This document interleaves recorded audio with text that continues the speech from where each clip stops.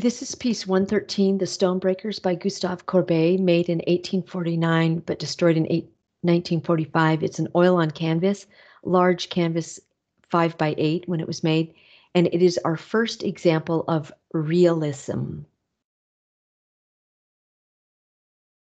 So broad context for this is that in 1848, Karl Marx wrote the Communist Manifesto, and Gustave Courbet painted this piece in 1849, so just a year later. And the idea that Marx presented was that this factory life that we see here was just so miserable that people would want to overthrow the factory owners and in place communism, which is an economic system. So Courbet was probably going along with that same vein of just showing the plight of the poor. Now, more context is that Courbet lived in Oran, France, and he was traveling from Paris to his hometown, which looked similar to this, when he saw these workers on the side of the road. And I a little out of order here. Here is a self-portrait of Courbet. And Courbet's paintings were not really considered classic at all, neoclassic or romantic, which was the rave of the day. And so Courbet, considered to be kind of going off the mainstream, ended up creating his own exposition in this building where he showed his own work. He was wealthy enough to be able to do that. So back to our piece here. In terms of form, we see two people. One is an older man here on the right and a younger one on the left.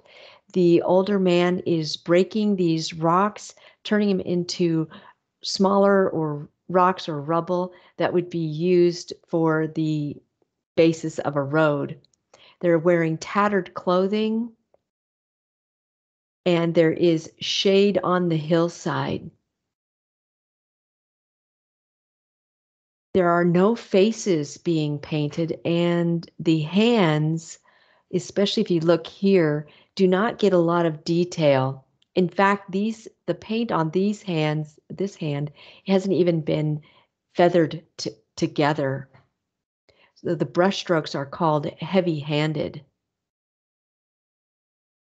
In terms of content, Courbet said it's composed of two very pitiable figures. One is an old man, an old machine, grown stiff with service and age. The one behind him is a young man, about 15 years old, suffering from scurvy. And you see here his arm of the boy shows scurvy. It's like bruised, and that's scurvy is caused from not having enough vitamin C. So these are faceless figures, could be anyone. In general, representative of the working class, the working poor. And here's another Courbet example of the knife grinders. So Courbet evidently was riding past these men. He saw them and asked them to come to his studio, where he painted them and described them in his studio. In terms of content, this hill that's got this darkness associated with it makes it seem like the two workers are trapped, that they can't escape the setting, and they can't escape their economic status either. And they've been isolated off, right? Closed in by this hill. And over here, we just see this one glimmer of blue that you can see here. Okay, and more context is that this painting was in the city of Dresden in Germany, where they had just opened up a new gallery before World War II, and the old masters were housed in this gallery. But when war broke out in 1939, Dresden had been untouched for quite some time. It didn't have a lot of war industry there, but it had a lot of railroad transportation going in and out. This is a photography image of Dresden in about 1900. So toward the end of the war, the Allied bombers, the United States and Great Britain, bombed the hell out of Dresden. The book Slaughterhouse-Five is based on all that bombing, if you want to read a book about war. And you can see here, these are US B-17s dropping a lot of bombs. In a matter of, it was like 4 hours, the British bombers and the second of 3 waves dropped 1,800 tons of bombs in Dresden and made it look like this. Winston Churchill said that it was an overdone expedition to have bombed so much. What was the point? Dresden did get rebuilt in 2019. Dresden looks like this, and this is the famous Church of Our Lady. The point to know, though, about the bombing is that in this third wave, the United States bombers bombed a truck that was trying to transport 154 of these art pieces out of Dresden to safety, and they bombed the truck and destroyed the stone breakers in the process.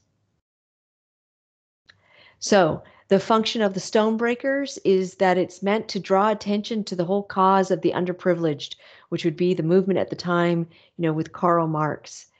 Not just Karl Marx, though.